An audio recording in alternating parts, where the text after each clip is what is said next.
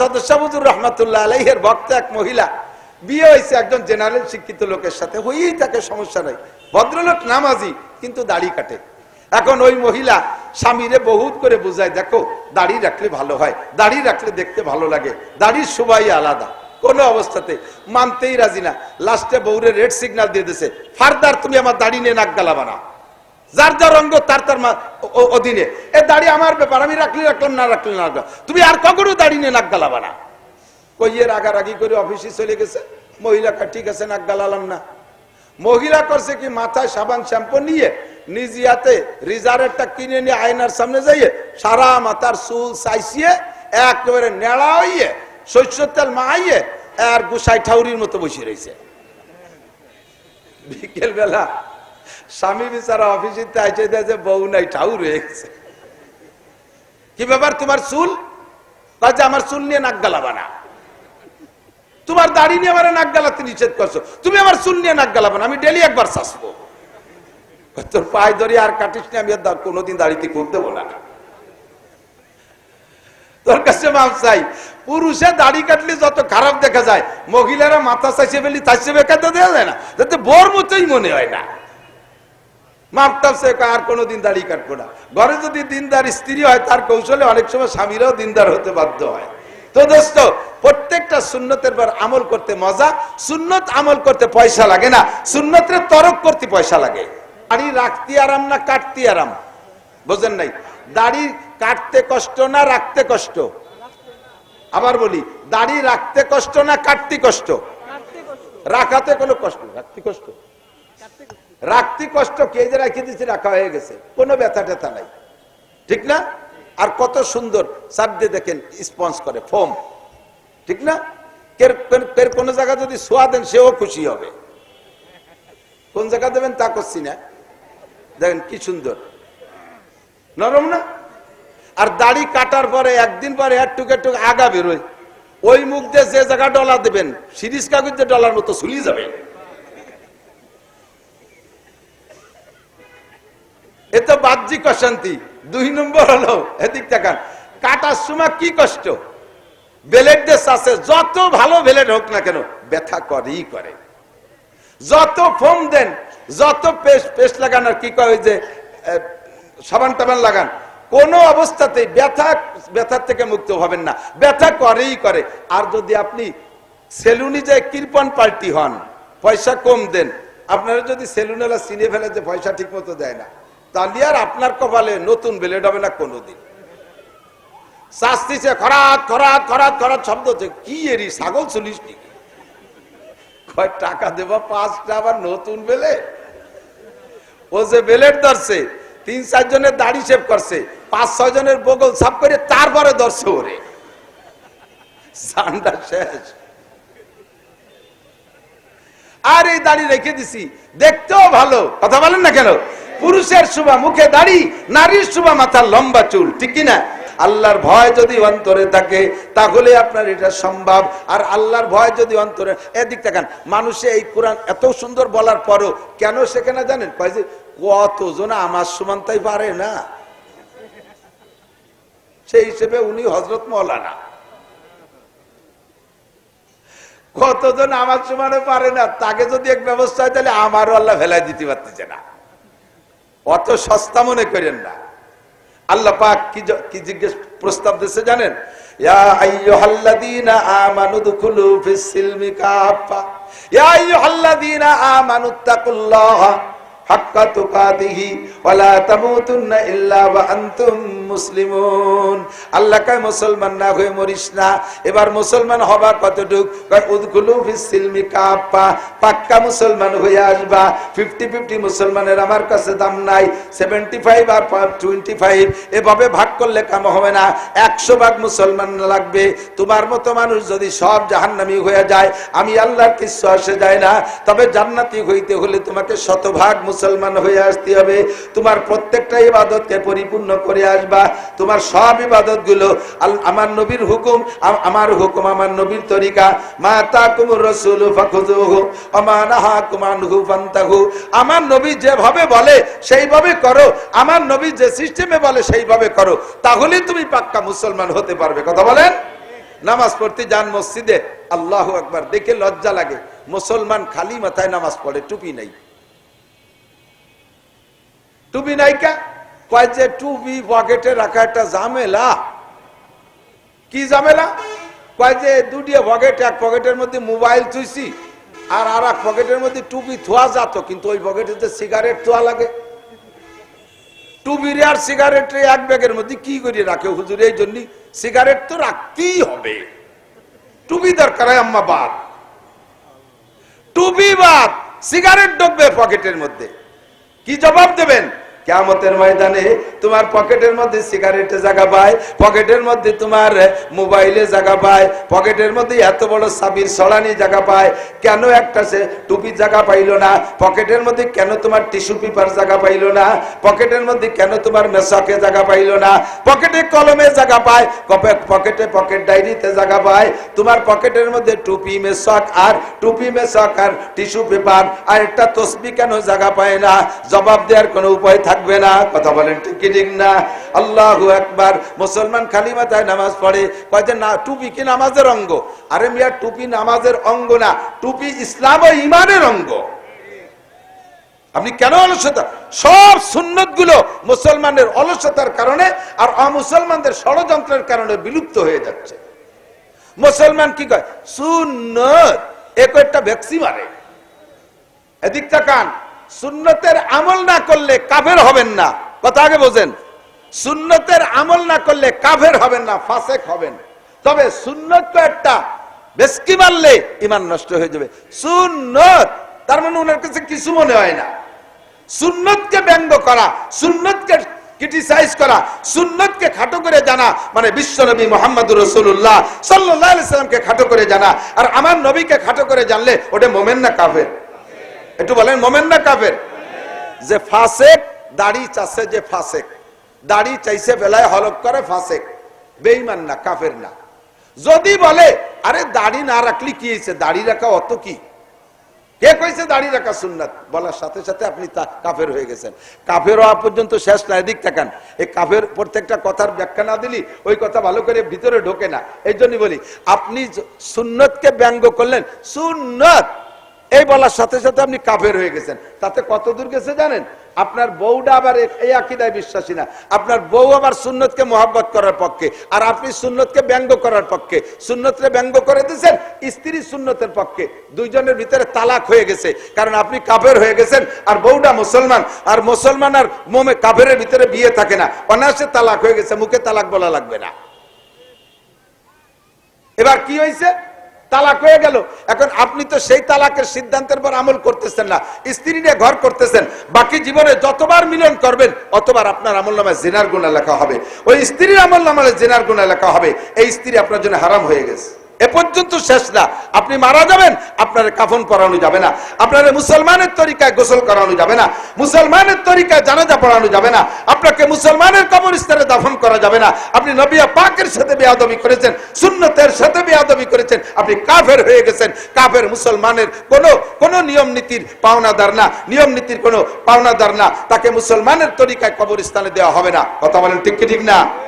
এজন্য হুজুর বলেন, আখলিস দীনাকা ইয়াকফিকাল আমালুল কলিল, ঈমান রে ঠিক রাখবা, যা কও না কও, যা কও না কও, ঈমান রে ঠিক রাখবা। কোন অবস্থাতেই শরীয়তের থেকে বিচ্যুত হয়ে যাবেন, বেঈমান হবেন এমন কথা বলবেন না। আরে মানি নে তোর কুরআন ফুরান বলনে হলে একদল আছে না নাই? ও সব বাদ দাও, বেশি পর্দার কথা বললে কয় এই জামানায় অত পর্দা চলে। তাহলে এ কথায় কি হয়েছে জানেন? আপনি বেঈমান হয়ে গেছেন। কেন বেঈমান হয়েছেন?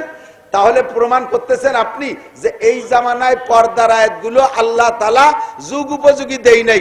এই আয়াতগুলো আল্লাহ তাআলা জুলুম করে আমাদের পড়তেছে।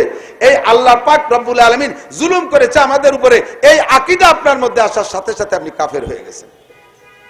আখলিস দীনাকা ইয়াকফিকাল আমালুল কলিল, তোমার ঈমানকে খাঁটি করো, অল্প আমলই নাজাতের জন্য যথেষ্ট হইবে। ইয়া আইয়ুহাল্লাযীনা আমানু দুখুলু ফিস সিলমি কাফা, শব্দ বাদ যাচ্ছে নাকি?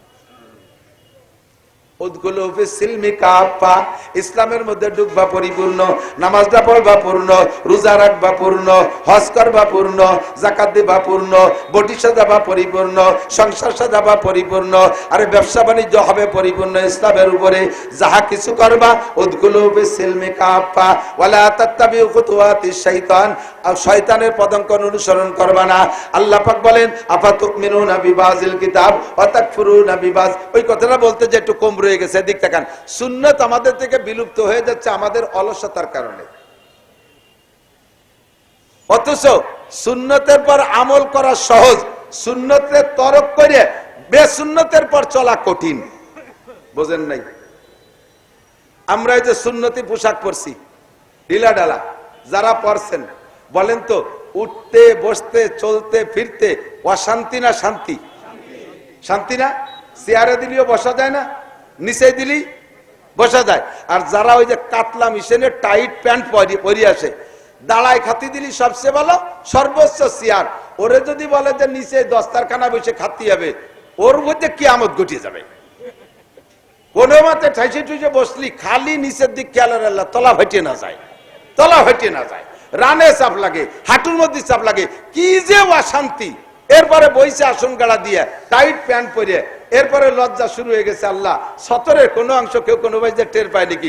টাইট প্যান্ট পরলে শরীরের শরমের অঙ্গগুলো প্যান্টের উপর দিয়ে অনুমান করা যায়, এইগুলো একটা লজ্জা বোধ করতে থাকে।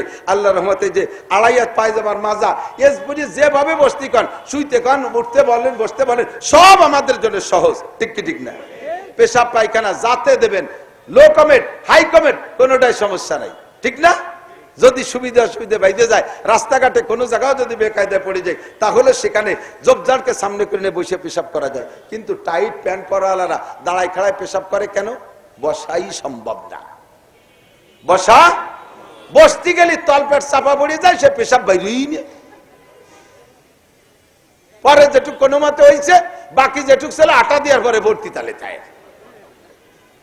ওরে ঠাইছে টুইছে কলম যে চল মসজিদে নামাজ পড়িয়েছি, কয় হুজুর না, এই প্যান্টের বয়স 4 দিন চলে, এই প্যান্ট পরে মসজিদে গেলে অন্য মুসল্লিকে নামাজ হবে না, কারণ প্যান্টের জায়গা মতো পেশাবের গন্ধ, মুতির গন্ধ প্যান্টে।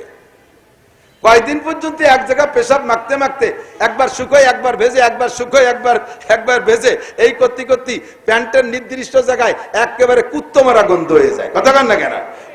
ওই প্যান্ট পরে মসজিদে যাওয়া যায় না। তাহলে যে পোশাক পরলে তোমার এত অপমানী আর যে পোশাক পরলে এত অশান্তি, ওইটা সুন্নতেরও খিলাফ, তাহলে তুমি কেন পরবা? কথা কান? দাড়ি রাখতে আরাম না কাটতে আরাম? বোঝেন নাই? দাড়ি কাটতে কষ্ট না রাখতে কষ্ট? আবার বলি, দাড়ি রাখতে কষ্ট না কাটতে কষ্ট?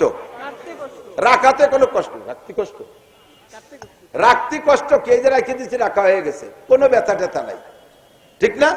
আর কত সুন্দর সাবজে দেখেন স্পঞ্জ করে, ফোম, ঠিক না? কোন জায়গা যদি সোয়া দেন সেও খুশি হবে, কোন জায়গা দেবেন তা করছি না, দেখেন কি সুন্দর নরম না? আর দাড়ি কাটার পরে একদিন পরে একটুক একটুক আগা বেরোয়, ওই মুখ দিয়ে যে জায়গা ডলা দেবেন সিরিজ কাগজ দিয়ে ডলার মতো ঝুলি যাবে।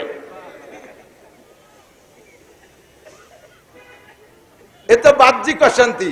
2 নম্বর হলো, এদিক দেখান, কাটার সময় কি কষ্ট। ব্লেড দিয়ে আছে, যত ভালো ব্লেড হোক না কেন ব্যথা করেই করে।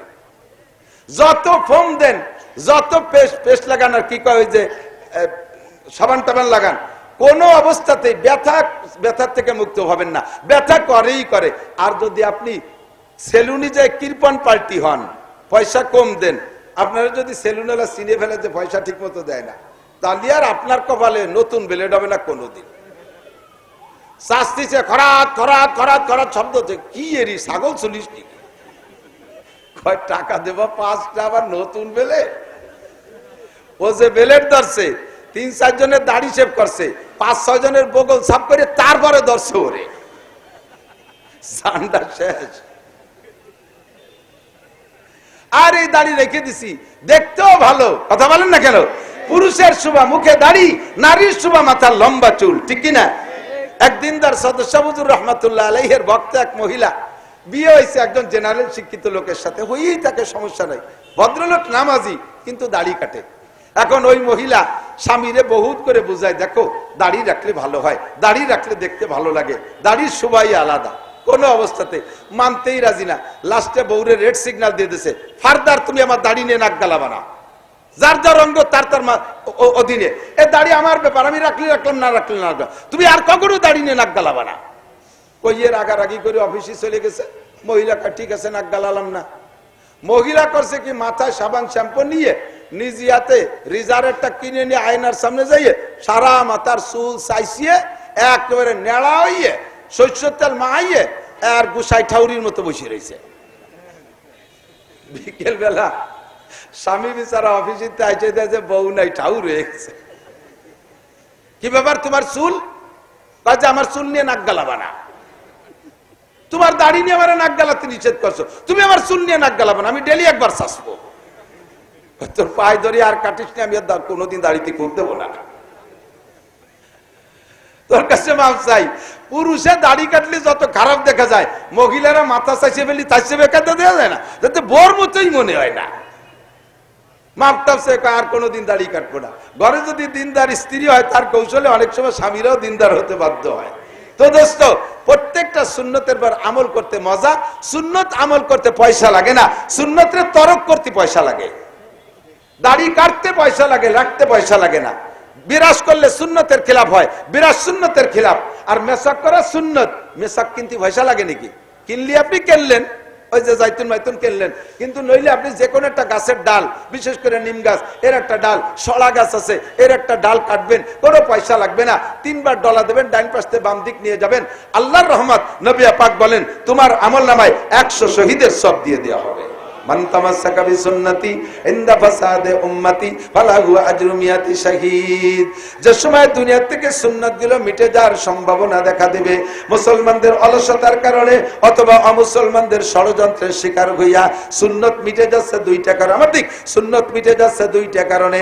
একটা হলো মুসলমানদের নিজস্ব অলসতা, আর একটা হলো অমুসলমানদের ষড়যন্ত্র। এমন ভাবে ষড়যন্ত্রের জাল পাচ্ছে, সুন্নত ভিতরে থাকার কায়দাই নাই। আমরা টুপি পরি, এটা সুন্নাত, টুপি পরি সুন্নাত। এখন উন্ডা বিজ্ঞানীরা গবেষণা করে কইছে, হ্যাঁ মুসলমানদের নবী মুহাম্মদ বহুত বড় বিজ্ঞানী, সে বড় স্বাস্থ্যবিদ, যার কারণে দেখো ওরা টুপি ব্যবহার করে। দেখেন যত মেডিকেল কলেজ আছে, হাসপাতাল আছে, যত হাসপাতাল ক্লিনিক আছে, সব জায়গার ডাক্তাররা নার্সরা মাথায় ক্যাপ পরে, পরে কি পরে না? এটা স্বাস্থ্যসম্মত, কারণ চুলের গুঁড়া দিয়ে জাম জীবাণু ঢোকে, এর থেকে বাঁচার জন্য ক্যাপ পরে। তাই মুসলমানরাও টুপি পরে। আমাদের এই টুপির প্রশংসাটা করে দিয়ে এবার আমাদের পিছনে ষড়যন্ত্র ঢুকাইছে। কি ষড়যন্ত্র কন্ত? হয় যে বাবা তোমাদের টুপি বড় স্বাস্থ্যসম্মত, তবে তোমাদের এই টুপিতে বারেন্দা না থাকার কারণে সূর্যের তাপ লাগে, খরা লাগে, চোখের ক্ষতি হয়, তোমরা একটা বারেন্দা লাগাই নাও, টুপিতে একটা বারেন্দা লাগাও, তাহলে ছায়া পড়বে, চোখের ক্ষতি হবে না। এই কথা না বুঝবে কে কন্ত?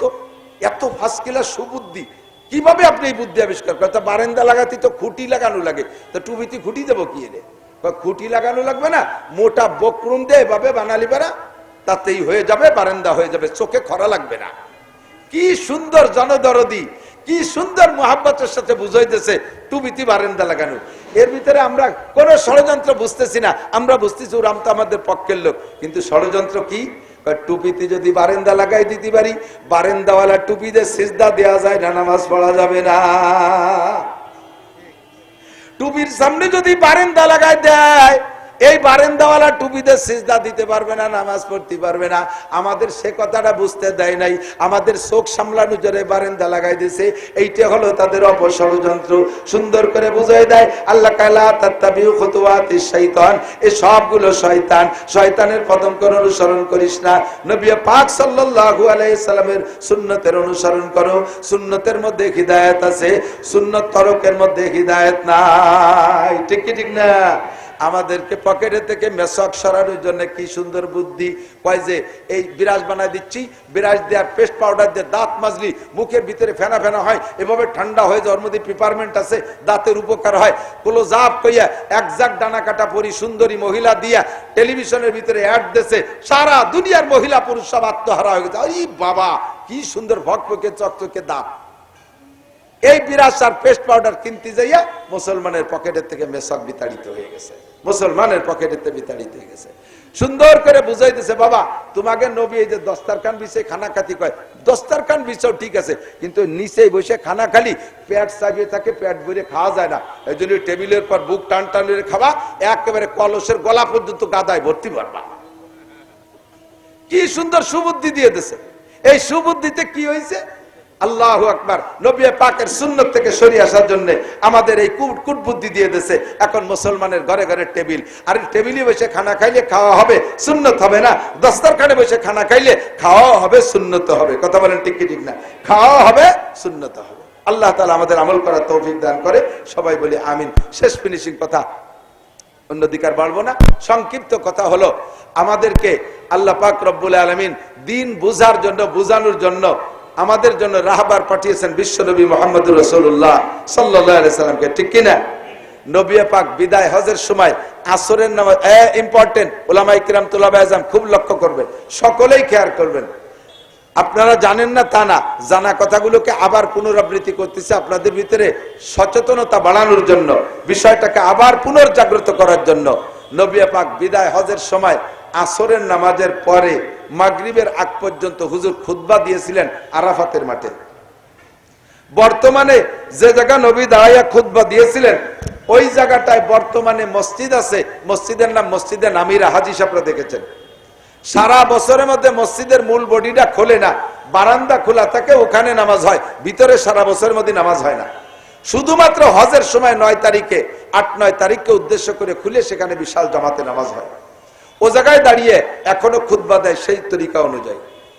নবী ফাঁকা মাঠে উটের পিঠে বসে খুতবা দিচ্ছিলেন। তো খুতবা দেওয়ার ভিতর দিয়ে জিবরিল আলাইহিস সালাম একটা আয়াত নিয়ে আসলেন। আয়াতটা কি? আল-ইয়াওমা আকমালতু লাকুম দীনাকুম ওয়া আতমামতু আলাইকুম নি'মাতি ওয়া রাদিতু লাকুমুল ইসলাম দীনা। আল্লাহ পাক ঘোষণা দিয়ে দিলেন, আল-ইয়াওম, আল-ইয়াওম, আজকে, এই মুহূর্তে, এই আসরের পরেই, জাস্ট এই টাইমে, আকমালতু লাকুম দীনাকুম, তোমাদের জন্য আমার দ্বীনকে পরিপূর্ণ করে দিয়েছি। একটু বলবেন না সুবহানাল্লাহ? আর একটা অংশ কি? ওয়া আতমামতু আলাইকুম নি'মাতি, আমার পক্ষ থেকে তোমাদের জন্য যেই নিয়ামত বরাদ্দ ছিল ওই নিয়ামত তো পরিপূর্ণ করে দিয়েছি, একটুও বাকি নাই। 3 নম্বর বললেন ওয়া রাদিতু লাকুমুল ইসলাম দীনা। দুনিয়ায় বহু ধর্ম তোমরা দেখতেছো, দেখবা অন্য ধর্ম যত সুন্দর আর সৌন্দর্য নিয়ে আসুক না কেন, কোন ধর্ম আমার কাছে গ্রহণযোগ্যতা পায় নাই। আমি একমাত্র ইসলামের উপরে সন্তুষ্ট, ইসলামই কেবলমাত্র ধর্ম। কথা বলেন ঠিক কি ঠিক না? নবী পাক যখন আয়াতখানা পাইয়া সাথে সাথে খুতবার মধ্যে শুনাই দিলেন। শোনানোর পরে হযরত ওমর রাদিয়াল্লাহু তাআলা আনহু, লম্বা একটা মানুষ, খুশিতে খালি লাফাচ্ছে। আয়েশা হযরত আবু বকরকে জড়ায় ধরিয়ে আনন্দের লাফাচ্ছে। তো আবু বকর কয়, ওমর কি হলো, এত লাফাও কে, খুশি কেন?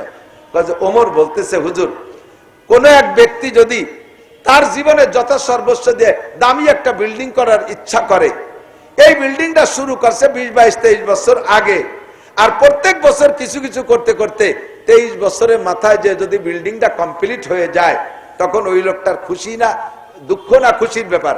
ওই লোকটা আনন্দিত হবে কি হবে না? বলে হ্যাঁ, আনন্দিত হবে। ভাই আবু বকর, আমরা ইসলামের বিল্ডিং শুরু করছি নবীকে নিয়ে 23 বছর আগে, হাজারো বাধা বিপত্তি উপেক্ষা করে, বহুত খড়কুটো খরচ করে আমরা 23 বছরের মাথায় চলে আসছি। আল্লাহ পাক আমাদের এই বিল্ডিংটা কমপ্লিট হয়ে গেছে, পূর্ণ হয়ে গেছে বলে এই আয়াতের মধ্যে ঘোষণা দিয়েছে, এই জন্য খুশি হচ্ছে, আনন্দিত হচ্ছে। আবু বকর কাঁদতেছে। আবু বকর কয়, ওমর, খুশির তেমন কিছু আমি বুঝতেছি না, আমি তো এর ভিতরে অন্য একটা সিগন্যাল পাইছি। ওমর কয়, ভাইজান আপনি আবার কি বুঝলেন? আপনি তো সব তো 1 লাইন বেশি বুঝে, তাই না? আপনি তো সবকিছু 1 লাইন বেশি বোঝেন, এর মধ্যে আবার কি বুঝলেন? ওমর, আমার মনে হচ্ছে এই আয়াতের দ্বারা আল্লাহ তাআলা নবী পাকের হায়াত শেষ হয়ে গেছে, নবী আমাদের মধ্যে থাকবেন না, এই রেড সিগন্যাল আমি এই আয়াতের মধ্যে পাচ্ছি। ওমর কয়, তা কি করে বুঝলেন? তো হযরত আবু বকর বলতেছেন, फूल बनने के खुशी से मुस्कुराता है कली, फूल बनने के खुशी से मुस्कुराता है कली, क्या खबर थी ये तगय्युर मौत की पैगाम है। একটা ফুল মুকুল বের হয় গাছের ডালের মাথা থেকে, ধীরে ধীরে বড় হয়, আর ওই ফুলটা মুকুলটার ভিতরে শখ হয় একদিন আমি পুরো ফুটে যাব, আর ফুটার পরে মালি আমাকে দেখে খুশি হবে, বাগানের মালিক দেখে খুশি হবে। এই অপেক্ষায় সে বড় হতে থাকে, ফুটতে ফুটতে খুলতে বড় হতে হতে একদিন তার মুখটা খুলে যায়, আর একদিন একটু বড় হয়, আর একদিন একটু বড় হয়, হঠাৎ করে একদিন পরিপূর্ণ ফুটা হয়ে যায়। পরিপূর্ণ যখন ফুটা হয়ে যায়, এ ওমর, এরপরে ওই মুকুল শুরু হওয়া থেকে ফুটা পর্যন্ত যতদিন হায়াত পাইছে, ফুটা হয়ে যাওয়ার পরে আর কিন্তু অতদিন থাকে না, এরপরে পাপড়ি ঝরা শুরু হয়ে যায়। আমাদের জন্য আল্লাহ পাক বিশ্ব নবী মুহাম্মদুর রাসূলুল্লাহ নামক এই ফুলটাকে মদিনায় মক্কায় পাঠিয়েছিলেন। মুকুল থেকে বড় হইতে হইতে আজকে আল্লাহ ঘোষণা দিয়ে দিলেন, তোমাদের ফুল ফুটা শেষ হয়ে গেছে। ফুটতে 63 বছর হায়াত লেগেছে, কিন্তু ঝরতে অতদিন সময় লাগবে না রে ওমর। মনে হয় নবী পাকের হায়াতের শেষ সিগন্যাল এসে গেছে। হযরত ওমর শুনে কান্দিছে, কয় আল্লাহ আপনার এই বুদ্ধি কিভাবে দিল, এটা বোঝেন কিভাবে? কয় এর নামই মারেফাত। এর নাম জৈট মৈশকে যে মারেফাত আছে, ওই মারেফাত না, এর নাম হলো মারেফাত। আবু বকর যেহেতু বুঝছেন যে নবী পাকের হায়াত শেষ, সিগন্যাল আছে আয়াতের মাধ্যমে, নবী নিজে বুঝছেন কি বোঝেন নাই? কতক্ষণ নবী বুঝছে কি বোঝে নাই? নবী বুঝার সাথে সাথে বললেন, আল্লাহ আয়াতের মাধ্যমে বুঝছি আমার হায়াত শেষ, তবে আমি নবুয়তি পালন করেছি উম্মতের ভিতরে, আমার টাইম দিয়েছো তুমি কাফাতাল লিন্নাস বাশীরা ওয়া নাযীরা ইলা ইয়াউমিল কিয়ামা। আমার পরে কোন নবী আসবে না, কিয়ামত পর্যন্ত আমি নবী, সারা দুনিয়ার সমস্ত মানুষ আমার কাছে দাওয়াত পাবে। আমার হায়াত তো শেষ হয়ে গেল, আমি আমেরিকা যাইতে পারলাম না, আমি জাপান যেতে পারলাম না, আমি চীন বাংলাদেশ ইন্ডিয়া যেতে পারলাম না, আমার এই নবুয়তি দায়িত্ব পালন করবে কে? আমার পরে যেহেতু নবী আসবে না, এই দায়িত্বের জিম্মাদারি কারে দেব? আল্লাহ পাক রব্বুল আলামিন বলেন, কোরআনে কারীম পড়ে দেখো কারে দিবা, কোরআন শরীফ পড়ে দেখো কার উপরে তুমি এই দায়িত্ব ন্যস্ত করবা। কয় কোন আয়াত পড়বো? কয় পড়ো, ইন্নামা ইয়াখশাল্লাহ মিন ইবাদিহিল উলামা। একটু বলেন আল্লাহু আকবার। ইন্নামা ইয়াখশাল্লাহ মিন ইবাদিহিল উলামা। নবুয়তি দায়িত্ব আমি দিয়েছি কোটি কোটি রূহের মধ্যে থেকে 2.5 থেকে 3 লক্ষ নবী রাসূলকে, কারণ তাদের ভিতরে আমার ভয় বেশি ছিল। আর নবীদের পরে আমি আল্লাহকে সবচেয়ে ভয় পাই যারা বেশি, তাদেরকে জিম্মাদারি দিবা। কারা নবী রাসূলদের পরে আল্লাহকে ভয় পায়? আল্লাহ কা ইন্নামা ইয়াখশাল্লাহ মিন ইবাদিহিল উলামা, একমাত্র উলামায়ে কিরামই সবচেয়ে বেশি ভয় পায়। কাজেই তাদের কাছে দাও। উলামায়ে কেরাম আমারে ভয় পায় বিদায় সুদ খায় না, ঘুষ খায় না, চুরি করে না, ডাকাতি করে না, লুচ্চমি করে না, বদমাইশি করে না, অপহরণ করে না, দর্শন করে না, বিজিএফ কার্ড মারে না, পঙ্গু ভাতা মারিয়ে খায় না, বয়স্ক ভাতা বেঁচে খায় না, টোন মারে না, মন মারে না, রাস্তাঘাট মারিয়ে খায় না, কারেন্টের তার খাম্পা মারিয়ে খায় না, ব্রিজের রড সরিয়ে রেখে ওর মধ্যে কুনসি ঢুকাই দেয় না। এই আকাম আমার উলামায়ে কেরাম করে না, কারণ তারা আমি আল্লাহকে ভয় পায়। যারা আমাকে ভয় পায়, নবুয়তির জিম্মাদারি তাদেরকে দিয়ে দাও। সঙ্গে সঙ্গে নবী পাক জানিয়ে দিলেন, ইন্নাল উলামা ওয়ারাসাতুল আম্বিয়া, আমি চলে যাচ্ছি, আমার এই নবুয়তি কাজের জিম্মাদারি পালন করবে একমাত্র উলামায়ে কেরাম। কথা বলেন ঠিক কি ঠিক না? আপনারা কষ্ট পাইছেন, জেনারেল শিক্ষিত ভাইরা কষ্ট পাইছেন, কোনো কষ্টের বিষয় না। সবাই আলেম হবে না এটা আল্লাহ জানে, সবাই আলেম হবে না আল্লাহ জানে। তাই যারা আলেম হবে না তাদেরকে আল্লাহ বলেন, ফাসআলু আহলা যিকরি ইন কুনতুম লা তাআলামুন। তোমরা যারা জেনারেল শিক্ষিত অথবা মূর্খ, কিছুই জানো না, তোমরা আলেম হবে না এটা আমি আল্লাহ পাক জানি। তবে তোমাদের ইসলাম নিয়ে চলতে হলে তোমরা কি করবা? ফাসআলু আহলা যিকরি, বড় বড় আলেম যারা আছে সমাজে, তাদের কাছ থেকে জিজ্ঞাসা কইরা, তাদের কাছ থেকে কোরআন হাদিস বুঝে সামনের দিকে চলবা। কথা বলেন ঠিক কি ঠিক না? কোন ডাক্তার সাহেব ইসলাম পূর্ণ জানতে পারে না, কোন প্রফেসর জানতে পারে না, কোন ডাক্তার ইঞ্জিনিয়ার বিজ্ঞানীর কাছে ইসলাম পুরো হতে পারে না, একমাত্র আলেম ছাড়া। ভালো করে মনে রাখবেন, ভুল বুঝবেন না, আমার দিক তাকান। আমি আপনাদের কাছে যথেষ্ট গ্রহণযোগ্যতা পাই। মাগরিবের পরে আলহামদুলিল্লাহ আমাদের নাম শুনলে শিক্ষিত অশিক্ষিত সব মানুষ চলে আসেন, অবশ্যই ভালোবাসেন, ভালোবাসেন না? আলহামদুলিল্লাহ। তো এই গ্রহণযোগ্যতা পুরো ফরিদপুর, সারা ফরিদপুরের ভিতরে আমার ভালোবাসা আছে। এখন এই ভালোবাসার তাগিদে আমি অনেক পাকা পাকা কথা বলতে পারি, অনেক কিছু বলি, মেডিকেল সায়েন্সেরও অনেক কথা বলি। এর কারণে যদি আমি রাত্রে বিষয়ে মাইকিং করে দেই, এই আমি আজকে রাত্রে থাকবো, সারা শহরে মাইকিং করে দাও, সুখবর সুখবর সুখবর, আগামীকাল সকাল 9টা থেকে নিয়ে আলিপুর কবরস্থান মসজিদের পাশে ইমাম সাহেবের রুমের ভিতরে হযরত মাওলানা নাসির আহমদ সাহেব সমস্ত চক্ষু রোগীদের চক্ষু অপারেশন করে লেন্স লাগায় দেবে। আসবে কেউ? যদি কেউ মুহাব্বতে আইসিও পড়ে, তার চোখে আমার হাত দিয়ে ঠিক হবে? আমি যাই পারি না পারি, চোখ সম্পর্কে তো আমি পড়ি নেই, আমি এমনি বাংলা বই পুস্তক দেই, সিজার বিজার জানি নে, তাহলে আমি যদি অপারেশনে হাত দেই, ভালো চোখ কেন হারিয়ে দেবো না? সুখবর সুখবর সুখবর, হযরত মাওলানা নাসির সাহেব আগামীকাল ফরিদপুর 250 বেড হাসপাতালে উনি সমস্ত প্রেগন্যান্ট মহিলাদেরকে সিজার করে বাচ্চা বের করে দেবেন বিনা পয়সায়। কেউ আসবে? আসলে কি এই বাচ্চা মহিলার পেটে আমার হাত দেওয়া ঠিক হবে? যদি পেট কাটি গুটে বেরোই, এরবারে বাচ্চা বেরোইয়া নাড়ি কাটতে যে ভাসেতে ভালো কিছু কাটি বেলে দিতে পারি না, কারণ আমার অভিজ্ঞতা নাই। কেউ আমার কাছে আসবে না, আসলে আমার হাত দেওয়া ঠিক হবে না। সেম কোয়ালিটি আমি যদি কোরআন হাদিসের এত বড় আলেম হওয়ার পরেও আমি যদি সিজারে হাত না দিতে পারি, আমি যদি চক্ষু অপারেশনে হাত না দিতে পারি, তাহলে ভালো চোখ কানা হয়ে যাবে, নাড়ি কাটতে যে ভাষাতে আর একটা কাটিয়ে ফেলে দেবো, এই ভয় যদি থাকে, তাহলে ডাক্তার, ইঞ্জিনিয়ার, বিজ্ঞানী আর প্রফেসর আর মাস্টার তারা ধর্মের দায়িত্ব নিলে ওইরকম ভালো চোখ কানা করে ফেলে দেবে, নাড়ি কাটতে যে নুনু কাটিয়ে ফেলে দেবে। ঠিক কি ঠিক না? কাজেই ভালো করে বুঝে শুনে যাবেন। কার কাছে জানবেন? একটু বুঝে শুনে। আল্লাহ রাসূল বলেন, কি বলা হয়, লা তাসতামি উম্মতি আলা দালালা, আমার উম্মতের বড় বড় উলামায়ে কিরাম কখনো ভ্রান্তের উপরে, ভ্রষ্টতার উপরে একমত হয় না। সারা পৃথিবীর সমস্ত উলামায়ে কিরাম দাওয়াত ও তাবলীগের ব্যাপারে 99 জন আলেম একদিক, আর সাদ সাহেব সহ তার সাথে কতগুলো কুলাঙ্গার মৌলবী জড়ছে, কয়েকটা কুলাঙ্গার মৌলবী জুইটা সারাটা দুনিয়াকে তাবলীগ নষ্ট করে দিয়েছে, তাবলীগের কার্যক্রমে বাধা দিয়েছে। আমরা এই বাধা মেনে নিতে রাজি। আমরা উলামায়ে কেরামের সাথে থাইকা দাওয়াত ও তাবলীগের কাজকে বেগবান করব। রাজি আছেন না ইনশাআল্লাহ? আগামী 31 জানুয়ারি, 1-2 ফেব্রুয়ারি একজন মানুষও বাদ যাবেন না। এবার বিশ্ব ইজতেমাকে ভিন্নভাবে আল্লাহর কাছে উপহার দিতে বাধ্য থাকবো। ঠিক কি ঠিক না? রাজি আছেন না ইনশাআল্লাহ? আল্লাহ আমাদের কবুল করুক, বলেন আমিন।